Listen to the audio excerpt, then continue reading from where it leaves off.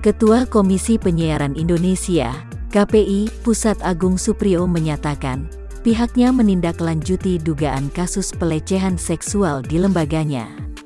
Salah satunya, KPI Pusat mendukung proses hukum pada para pelaku yang merupakan pegawai lembaga itu.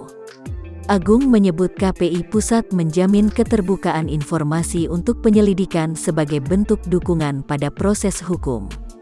KPI Pusat juga berjanji memberi pendampingan hukum pada korban kekerasan seksual. Sejak kemarin, KPI pun telah memeriksa terduga pelaku perundungan dan pelecehan seksual. KPI Pusat, kata Agung, telah pula membebas tugaskan pelaku dan korban.